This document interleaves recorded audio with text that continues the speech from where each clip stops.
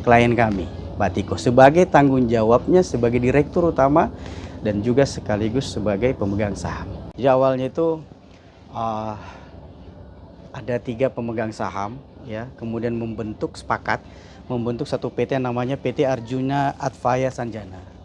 Nah, Arjuna Advaya Sanjana ini berisikan 3 pemegang saham dengan jumlah total saham itu 2.000 lembar saham.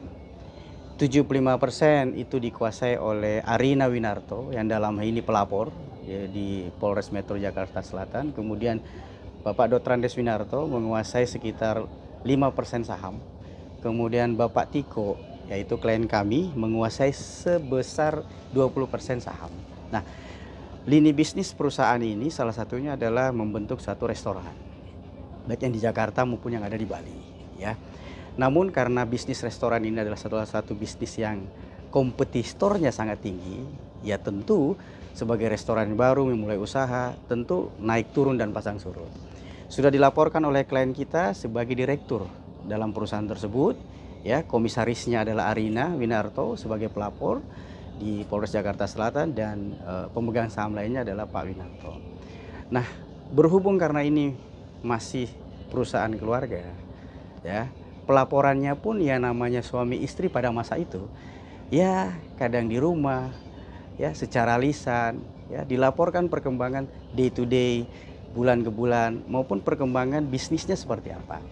Ada kerugian tentu karena ini kan restoran, stok makanan tentu ya kadang tidak bisa ditentukan berapa konsumen, berapa jumlah karyawan, berapa gaji, vendornya, ya pembayaran ke vendor dan sewa restoran itu cukup tinggi. Apalagi kemudian pada saat pandemi bisnis semua kan tutup.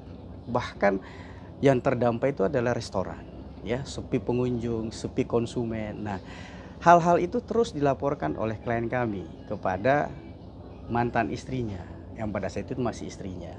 Dan dikatakan oleh klien kami, menurut informasi klien kami, bahwa istri beliau pada saat itu, saudara Arina Winarto yang menjadi pelapor, mengatakan bahwa ya sudah, itu urusan kamu, benahi saja, ya. Karena itu urusan kamu sebagai direktur, kamu benahi. Laporan-laporan terus berjalan, memang agak sulit restoran ini, apalagi menghadapi pandemi, dan pada akhirnya restoran itu tutup. Kewajiban restoran itu tentu ada, karena kita harus bayar vendor, gaji, terus sewa gedung dan segala macam, dan itu masih dilakukan pencicilan oleh klien kami, Pak Tiko, sebagai tanggung jawabnya sebagai direktur utama dan juga sekaligus sebagai pemegang saham.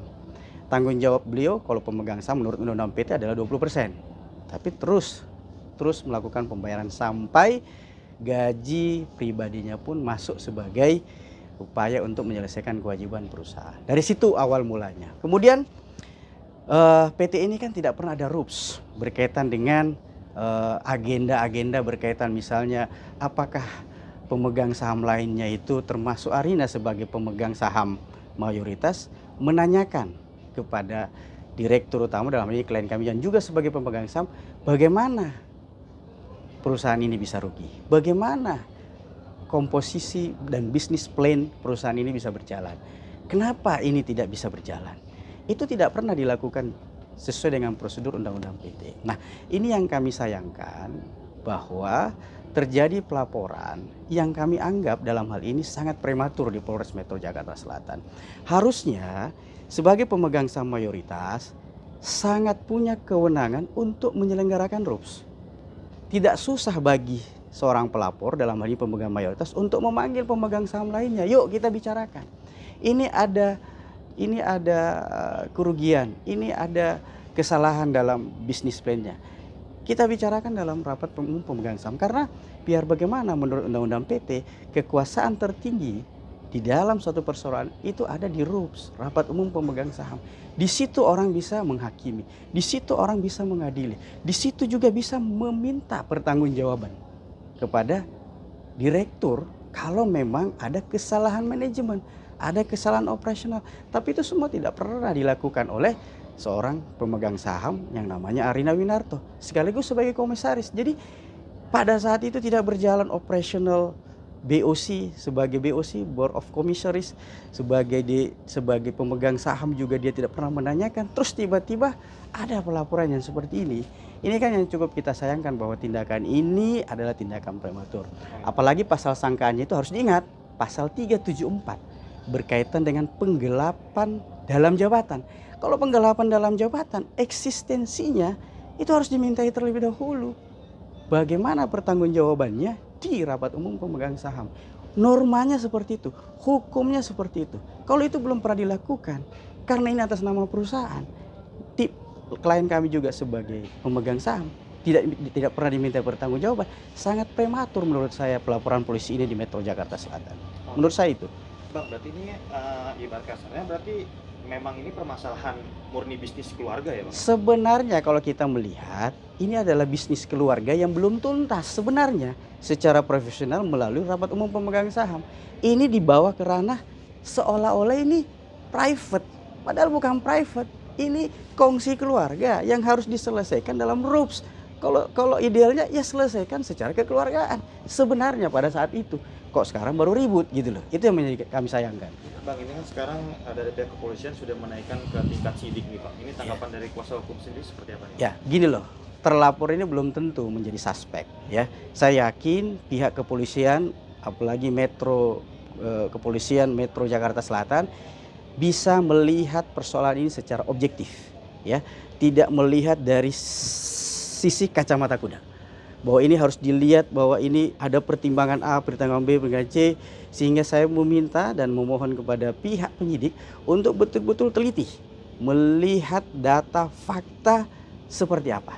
Apalagi sebenarnya audit keuangan yang sifatnya independen itu harus ditentukan dan diminta dalam rapat umum pemegang saham. Nggak boleh saya meminta walaupun saya pemegang saham mayoritas, saya mau audit. Nggak bisa. Itu harus disetujui oleh rapat RUPS dan ditunjuk siapa auditor yang bertanggung jawab untuk mengaudit. Satu contoh, klien kami sebagai direktur pernah tidak dimintai wawancara atau berkaitan dengan pertanggungjawaban oleh auditor yang ditunjuk. Belum pernah sampai saat ini.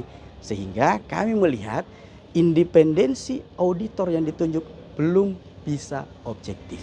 Oleh sebab itu kami mohon sebagai bentuk keterbukaan dalam pelaporan ini kami minta dan mohon kepada pihak kepolisian kita menunjuk auditor secara bersama-sama. Ini solusi yang terbaik. Lainnya kita bisa lihat bahwa pelaporan ini masih prematur, butuh permintaan pertanggungjawaban dalam rapat umum pemegang saham. Tidak banyak contoh kasus di mana tidak ada rapat umum pemegang saham sehingga pelaporan itu dianggap prematur. Bang, untuk menegaskan aja Bang, ini untuk Tiko klien Abang ini kan memang sekarang berstatusnya sudah menjadi suami dari artis BCL ya Bang. Terus untuk langkah ke depannya nih Bang, ini kan kalau misalkan dari proses hukum ini berarti bisnis keluarganya gimana nih Bang? Kalau misalkan udah berstatusnya udah bercerai dan sekarang menjadi suami artis BCL ini. Ya gini, bisnis keluarga ini sampai sekarang belum pernah, dalam arti PT ini belum pernah likuidasi. Belum pernah dinyatakan pilot, belum pernah dinyatakan PKPU. Bubar pun tidak pernah. Jadi secara hukum, badan hukum ini masih eksisten sebagai badan hukum. Ya, hubungan antara klien kami dengan mantan suaminya itu adalah hubungan ex, mantan istri dan mantan suami. Mas Tiko dalam hal ini sudah bahagia dengan pilihannya bersama dengan Ibu Bunga Citra Lestari. Saya rasa keluarga itu cukup bahagia dan Mas Tiko tidak ada tendensi apapun. Sekarang beliau sudah bahagia, Bu Arina juga mau menikah dengan pria lain. Tidak ada tendensi Mas Tiko untuk mengganggu pilihan-pilihan yang mungkin diambil Ibu Arina. Karena merasa Bu Tiko sama Mbak BCL sudah bahagia dengan perkawinan yang ada sekarang ini. Gitu. Jadi persoalan perusahaan itu harusnya diselesaikan dulu ya. Kalau mau memang ditutup. Kalau memang mau dimintai pertanggungjawaban, ayo kita RUPS. Kita buka data, kita buka fakta ya. Kalau memang ada hal-hal yang sifatnya perdata, kita selesaikan secara perdata. Jadi jangan sampai perkara perdata ini berujung pada satu tindakan kriminalisasi.